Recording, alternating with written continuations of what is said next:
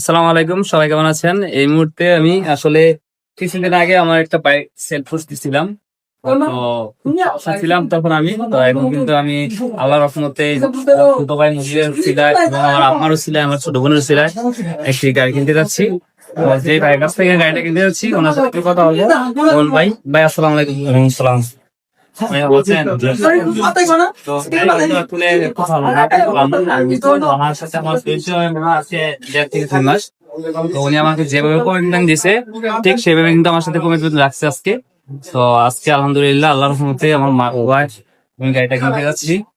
তো ভাইয়ের সাথে কথা বলে দেখি ভাইয়া কোনো কিছু একটা জানি।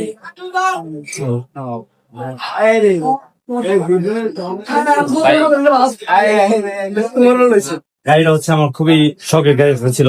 তো আমার কিছুদিন আগে ইতালি ভিসা হয়, তো যার কারণে গাড়িটা ছেড়ে দিয়েছে। আমার খুব আবেগ একটা গাড়ি ছিল, খুব স্বপ্ন ছিল ছোটবেলা থেকে একটা ভালোটা গাড়ি কিনবো। গাড়ি অবশ্য আগে ছিল, কিন্তু এটা আমার খুব আবেগের ছিল। তো আসলে বাস্তবতার কাছে কিছুই করার নাই, বাস্তবতা মাইনে নিতে হইব। পুরুষ মানুষ ত্যাগ দিতে হবে, অনেক কিছু ত্যাগ দিতে হয় পুরুষ মানুষের।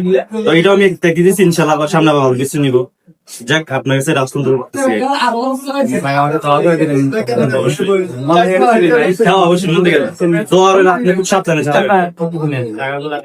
ধন্যবাদ। তো ভাইয়ের কাছ থেকে কিন্তু আমি একটা স্টাম্প করে নিয়ে নিচ্ছি আপাতত। তো নেক্সট টাইম আমি ভাইয়ের কাছ থেকে আবার মালিকানা চেঞ্জ করে নিয়ে আসি। বাসা হয়েছে মেন মালিক বাসা পরে পরে গাড়িটা দেখা দাও সবারে দর্শক।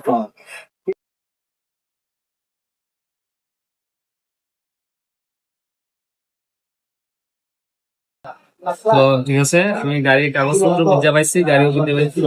তো আলহামদুলিল্লাহ গাড়ি একদম নতুনই বলা যায়। তো আমার অনেক পছন্দ হয়েছে। আসলে বাসায় প্রকাশ করে বলতে পারতেছি না, অনেক দিনের স্বপ্ন ছিল। প্রায় 5 বছর যাবত ছিল যে একটা এমটি নেমো। তো লাস্ট পর্যায়ে ছোট ভাইয়ের উছিলা কিন্তু নিতে পারলাম। তো ছোট ভাইয়ের জন্য দোয়া রইলো, সবাই দোয়া করবেন আমাদের জন্য যাতে আমরা আল্লাহ আমাদেরকে সহি সালামতে রাখেন। তো সবাই ভালো থাকবেন, সুস্থ থাকবেন। আসসালামু আলাইকুম।